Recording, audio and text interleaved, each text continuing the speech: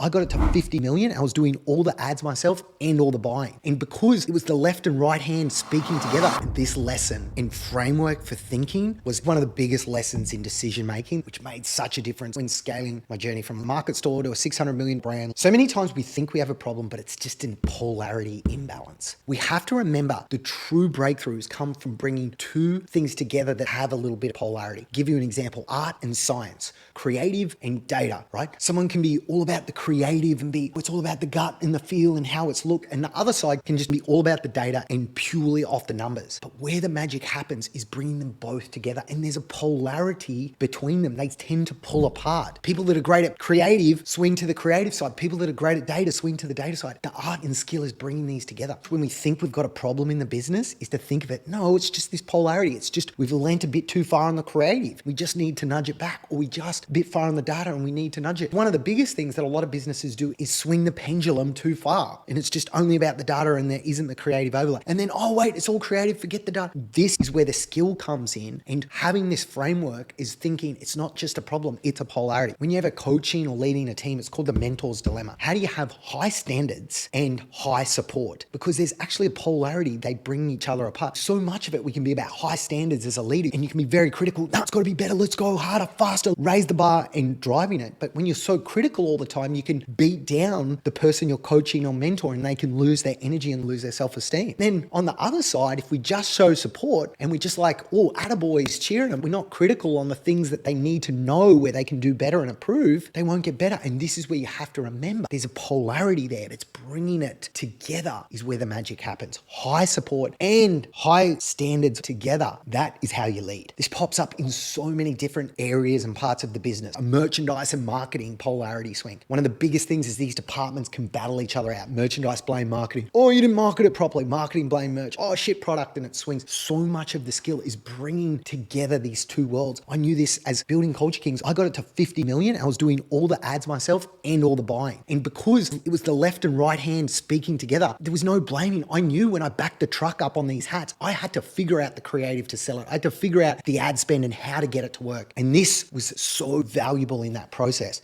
And understanding it's a polarity and that there's a natural tension between it, and just trying to make those little adjustments and nudges is so much more powerful. In sales or influence, one of the things is when you have a greeting, you want to come across as high warmth and high competence. Now, this is very rare because usually either high competence, like you're a great salesperson, you know everything, you're an expert, but you don't have the warmth and connection. You can feel a bit like, oh, I'm going to get stitched up here. And then on the other side is that you get people which have high warmth, but there's low competence. And that these are people that are so friendly. How's it going today, guys? How's the weather out there? Awesome. But they don't have anything that speaks to them like they're an expert in the field. But if you can bring this both together, high warmth and high competence, that is magic. That's what lands and creates all the difference in the sale and the experience. I would always look for this skill in people, in teaching and training people, where they can get the other side and understand the polarity and balance it out. Because when you bring these polarities where there's tension together, that is the breakthrough. And one of the best examples is Steve Jobs. He's got the vision of Apple and about the long term, about creating the innovation and these huge big products, would have the attention to detail to go down to approve every logo sign off himself, even down to the thickness of the box and the sound it made in opening it. That's what made Apple so far ahead of its time, and under that vision, the most valuable company on earth. Next time when you've got a problem, just think of it as a pendulum. Where do you just have to nudge it to find that right balance and that right dial?